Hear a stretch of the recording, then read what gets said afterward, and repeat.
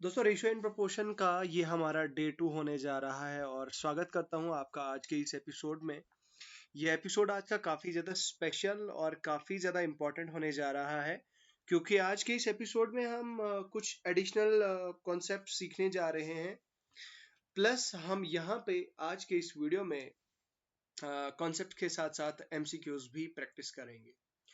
तो ध्यान दीजिए दोस्तों, अगर आप इससे पहले अगर आपने ये पहला वीडियो नहीं देखा है, पार्ट 1 इस सेशन का नहीं देखा है, तो आपसे रिक्वेस्ट है कि आप वो पार्ट 1 हमारा जाके ज़रूर चेकआउट करें। देखिए जो पार्ट 1 है, पार्ट 1 का जो लिंक है आपको वीडियो के डिस्क्रिप्शन में मिल जाएगा, वो आप ज़रूर चेकआउट करें। अदरवाइज ऐसे फ़ायदा नहीं होगा जब मैं आपको डायरेक्टली आप जंप करेंगे पार्ट 2 पे। तो चलिए आज का ये वीडियो यहीं से स्टार्ट करते हैं और डिस्कशन को अपना जो है वो आगे बढ़ाते हैं। तो बेसिकली हमने जो लास्ट क्लास में हमने स्टार्ट किया था ratio and proportion. Ratio proportion क्या होता है, रेशियो के बारे में मैंने आपको बताया था, इसकी डेफिनेशन वगैरह क्या बताई थी। एंटीसीडेंट क्या होता है, कॉन्सिक्वेंट क्या होता है। जब भी मैंने आपको थोड़ा रिवीजन के लिए बता दूं, मैंने आपको बताया था कि एक फ्रैक्शन जो होता है, फ्रैक्शन का जो न्यूमरेटर होता है, न्यूमरेटर को हम एंटीसीडेंट बोलते हैं और जो हमारा डिनोमिनेटर होता है उसको हम कॉन्सिक्वेंट बोलते हैं। तो ए रेशो बी होता है ये होता है एंटीसीडेंट हमारा और ये होता है हमारा कॉन्सिक्वेंट।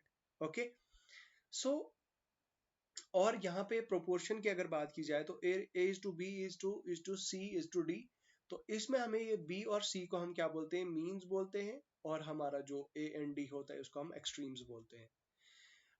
ये चीजें आपको याद होनी चाहिए, ठीक है। उसके बाद फॉर्मूलाज मैंने आपको बताए थे कि डुप्लीकेट रेशो क्या होता है, उसके बाद सब डुप्लीकेट रेशो क्या होता है, आपका ट्रिप्लीकेट रेशो क्या होता है, इनवर्स रेशो क्या होता है। ये फॉर्मूलाज आपके डायरेक्टली एग्जाम में कभी कभी पूछे जा सकते हैं।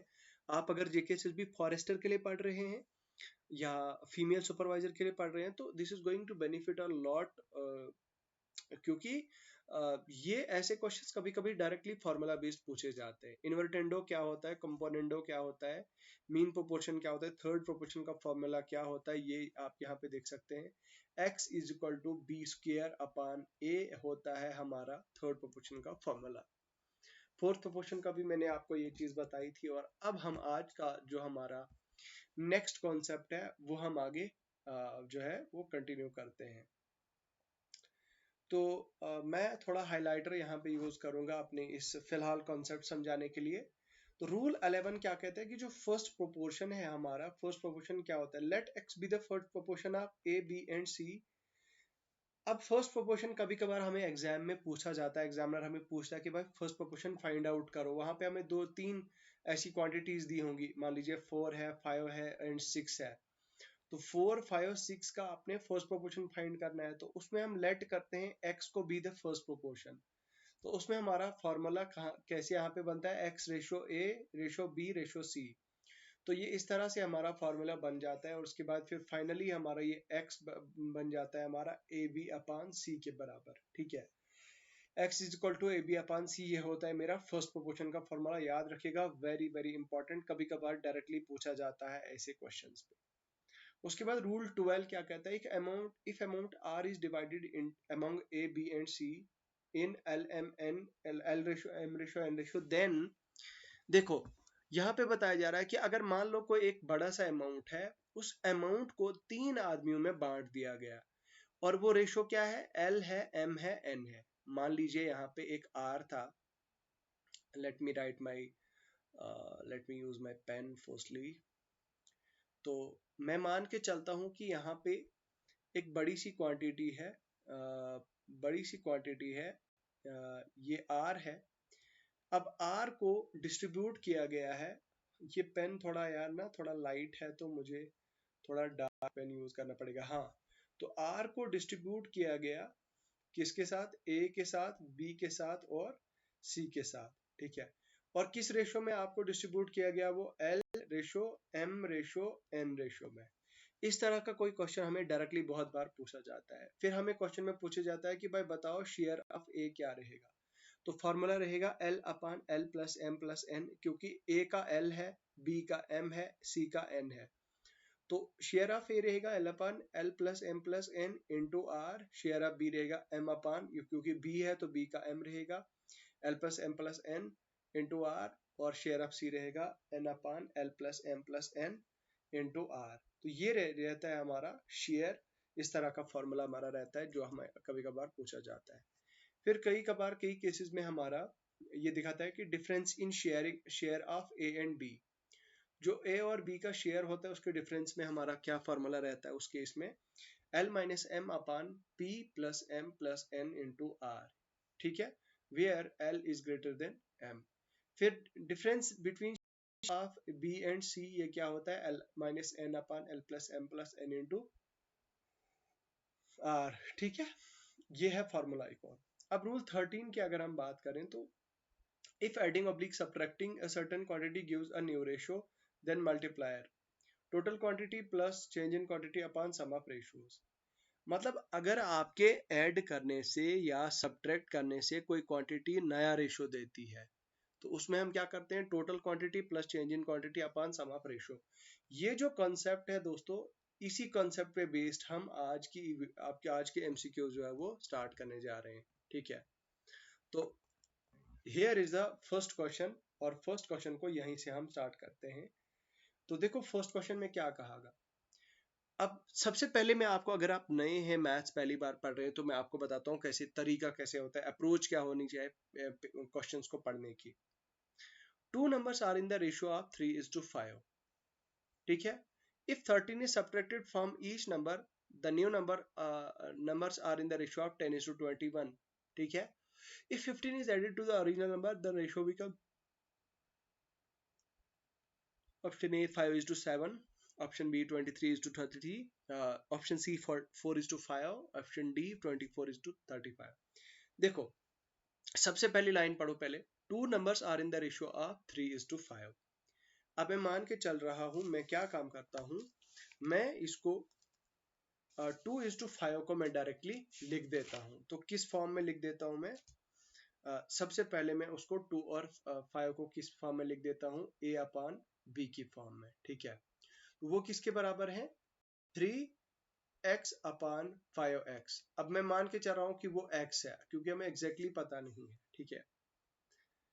अब यहाँ पे बोल रहा है 13 इज सब्ट्रैक्टेड फ्रॉम ईच, तो दोनों से 13 को सब्ट्रैक्ट किया जाता है, -13 द न्यू रेशियो बिकम्स 10:21। तो ये मेरा रेशियो 10/21 के बराबर हो जाएगा, ठीक है। ये याद रखिएगा यहाँ पे, ये आपको आई होप समझ आ रहा होगा कि ये इस तरह का। अब क्वेश्चन में बताया two number in the ratio of, ये तो रेशियो में है, फिर माइनस किया हमने 13 सब्ट्रैक्ट दोनों से, तो नया रेशियो हमारा 10:21 निकल के आया, ठीक है। अब हम क्या काम करेंगे, अब हम इनको क्रॉस मल्टीप्लाई करेंगे। अब 21 into 3x minus 13 is equal to 10 into 5x minus 13। तो ये होता है इक्कीतिया 33x 63x माइनस 13 इंटू 21 किसके बराबर होता है, 13 इंटू 21 होता है मेरा 273 के बराबर, is equal to 10 5 are 50, 50x minus 130, 13 10 are 130। अब यहाँ पे ये x वाले को और इसको सब्ट्रैक्ट करेंगे। अब 63 which implies 63x minus 50x is equal to minus 130 plus 273। अब इनको सब्ट्रैक्ट करो तो 63 माइनस 50 कितना होता है, तो ये तो मेरा 13x बन गया, is equal to 13x is equal to किसके बराबर आ गया। अब ये मैं यहाँ पे 273 को सब्ट्रैक्ट करूंगा 130 के साथ, तो ये किसके बराबर आएगा, ये आएगा 4, ये आएगा 1, ये आएगा 143 के बराबर। तो x इज इक्वल टू 143 अपान 13, तो 143 अपान 13 आ गया, तो 11 13 आर 143, तो x मेरा 11 आ गया, therefore x is equal to 11। अब यहाँ पे क्वेश्चन में क्या पूछा गया है, if 15 is added to the original number, original number क्या है मेरा, ओरिजिनल नंबर 3 है और 5 है। अब 3 इंटू 11 अपॉन 5 इंटू 11, तो क्या बोल रहा है, 15 को ऐड किया आपने, plus 15 plus 15 which is equal to 33 plus 15 upon 55 plus 15 which is equal to 8। 3 plus 1 होता है 4 अपॉन 5 प्लस 1 होता है 10, 5 प्लस 1 होता है 6 और ये होता है 7, 48 अपॉन 70। ठीक है, अब हम इसको उड़ाएंगे फर्दर। ठीक है, ये किसके बराबर होता है, ये हो जाएगा मेरा 2 2 जार 4, 4 2 जार 8, तो 3 2 जार 6, 6 5 जार 30। ठीक है, तो देयर फोर आंसर मेरा क्या आएगा, 24 अपॉन 35। आई होप आपको ये दोस्तों समझ आ गया होगा, बहुत ही इजी क्वेश्चन है, जैसे एज इट इज क्वेश्चन में पूछा था वैसे ही मैंने इसको सॉल्व किया। अब ये बोल रहा है कि two numbers are in the ratio of 5:2। if 4 is added to each number the ratio becomes 9:4। if 5 is subtracted from each number or each number the ratio and of a and b will become। देखो सबसे पहले a ratio b मेरा किसके बराबर है, 5/2 के बराबर। if 4 is, अब इसको मैंने क्या नाम दे दिया, 5x 2x, तो 4 में दोनों में ऐड कर रहा हूं क्योंकि मुझे क्वेश्चन में बताया जा रहा है। ठीक है, अब क्वेश्चन में मुझे बताया जा रहा है कि 4 मेरा हो जाएगा, तो ये रेशियो मेरा किसके बराबर हो जाएगा, 9/4 के बराबर हो जाएगा, जैसे मुझे ये बताया गया है। अब हम फिलहाल इसी को समेट लेते हैं, इसी को क्रॉस मल्टीप्लाई करेंगे, तो 5 इंटू 4 होता है 20x प्लस 4 इंटू 4 होता है 16 which is equal to 9 into 22 कितना होता है, 9 इंटू 22 होता है 9 इंटू, इट्स नॉट 22, माफ कीजिएगा, 2x है ये, 9 2s आर 18। ठीक है, 18x प्लस 9 4s आर 36। ठीक है, अब 20x minus 18x is equal to 36 minus 16 which is equal to 2x is equal to 20। ठीक है, which is equal to 2x is equal to 20, तो which implies x is equal to 20/2, ये हो जाएगा 10 मेरा। अब x तो 10 निकल गया ना, अब हमारे पास 5/2 ओरिजिनल नंबर है, तो 5x upon twice of x किसके बराबर हो जाएगा, 5 10 5 jar 50 upon 10 2 jar 20 plus plus, क्या बोल रहा है कि ये अब आपने क्या काम किया, अब लास्ट में बोल रहा है if 5 is subtracted from the original number the number b will be। अब देखो हम अब इसमें हम प्लस नहीं करेंगे, इसमें हम सब्ट्रैक्ट करेंगे, क्या करेंगे, सब्ट्रैक्ट करेंगे। ओके, अब हम सब्ट्रैक्टेड 5 करेंगे, सब्ट्रैक्टेड 5 करेंगे, ये आएगा 45/15। ठीक है, 45/15 आएगा, तो 5 3 जार 15। ठीक है, 5 4 जार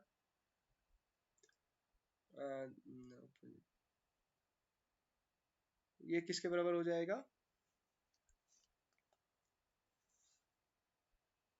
ये हो जाएगा मेरा 3 1।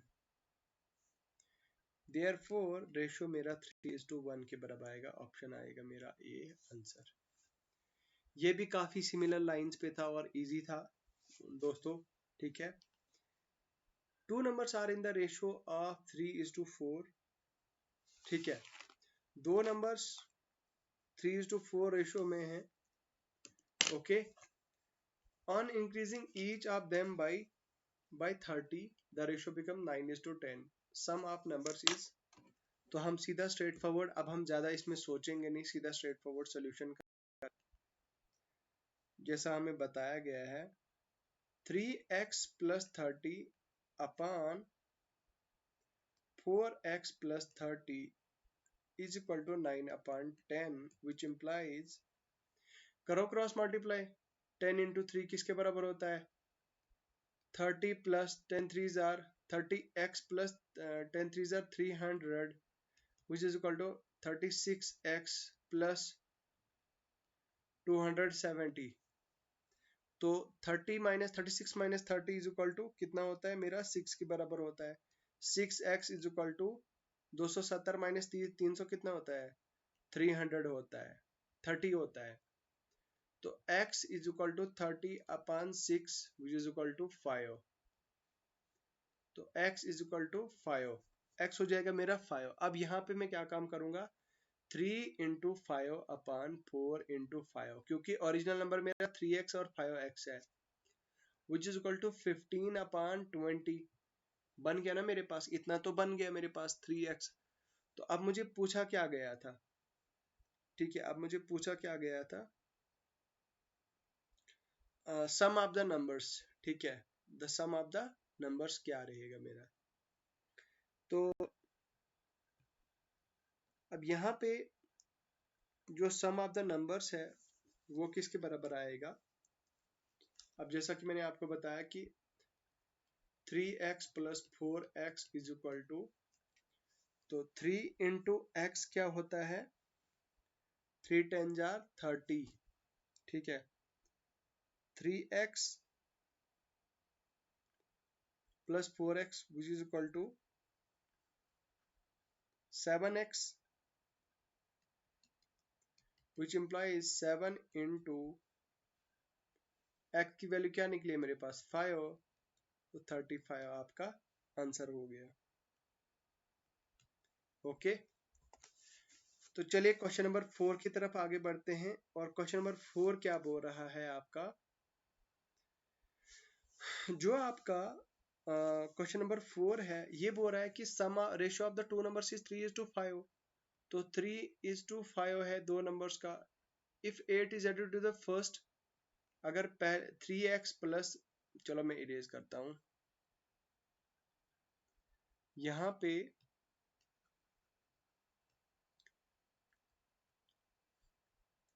3x plus 8 is added to first and तो 8 upon 5 upon 5x plus 7 is equal to 2 upon 3 मेरा रेशियो के बराबर ये बन जाएगा. तो यहाँ पे भी वही चलाएंगे, हम क्रॉस मल्टीप्लाई करेंगे.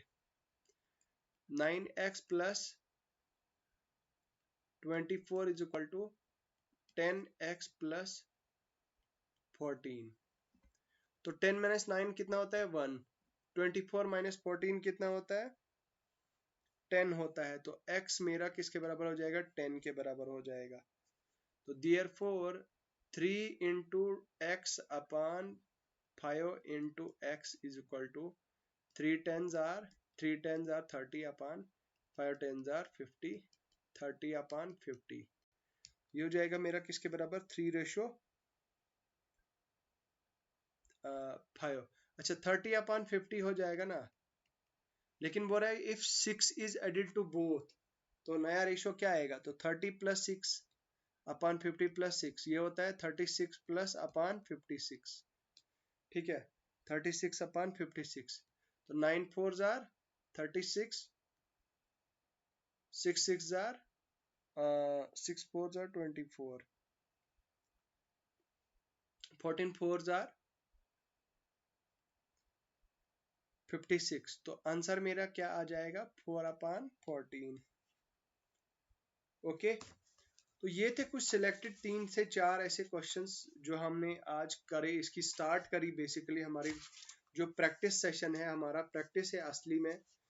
देखिए, जितने भी ज़्यादा आप एमसीक्यूज लगा सकते हैं उतना ज़्यादा आपको बेनिफिट होगा. तो वही आज हमने कोशिश की कि आपको थोड़ा रूबरू कराएं इन एमसीक्यूज के साथ. तो इन्हीं अल्फाज के साथ दोस्तों रुखसत होना चाहूँगा, लेकिन जाने से पहले आपसे रिक्वेस्ट करना चाहूँगा कि आप चैनल को सब्सक्राइब करें, वीडियो को लाइक करें, शेयर करें और दोस्तों टेलीग्राम चैनल को आप ज्वाइन कर सकते हैं, टेलीग्राम चैनल का लिंक आपको वीडियो के डिस्क्रिप्शन में मिल जाएगा। बहुत बहुत शुक्रिया, खुदा हाफिज।